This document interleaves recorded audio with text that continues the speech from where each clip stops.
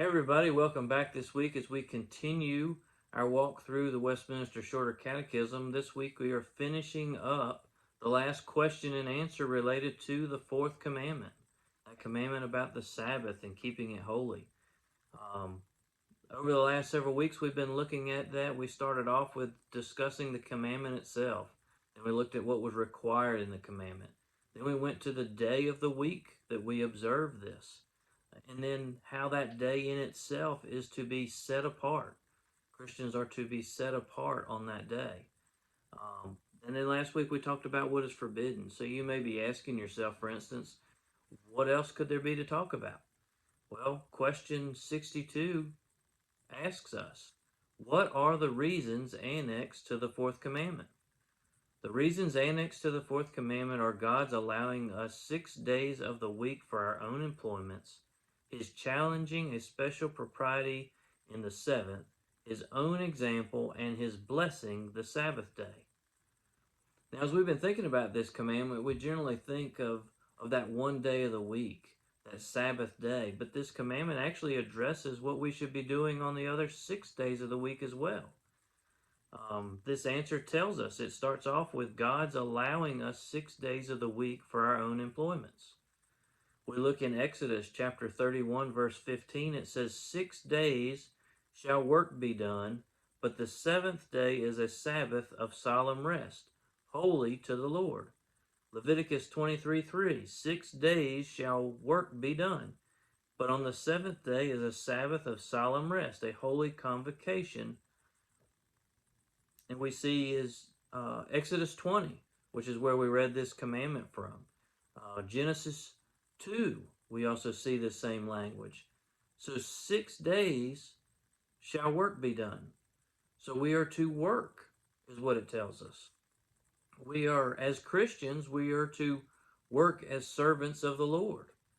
Not in idleness or dishonesty, but we are to do work faithfully.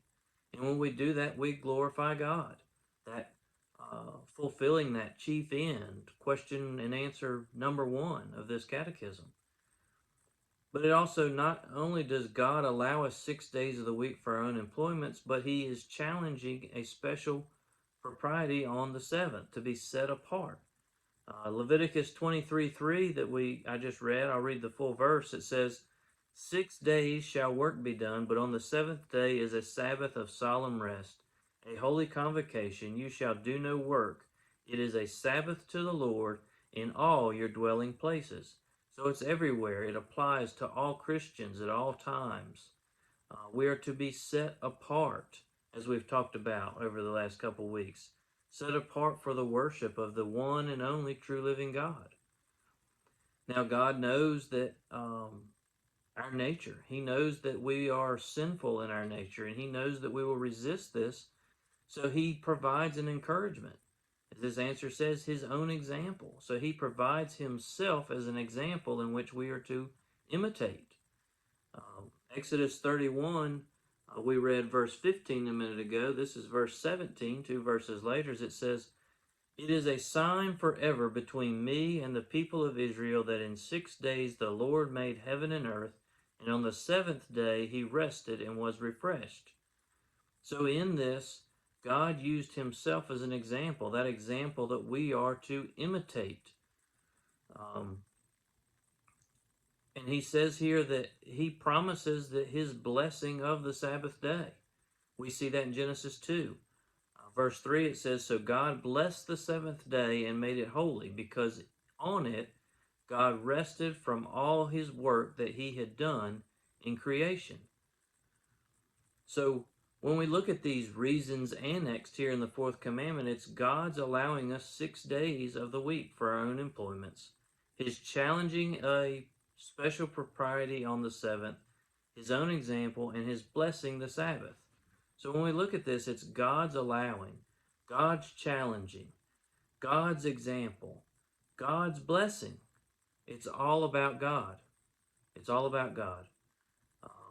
And I hope that as we conclude this fourth commandment this week, but as we conclude this, we'll say, first section of the first 4 commandments, my hope is that you have a fuller understanding of what true worship should be in God's eyes.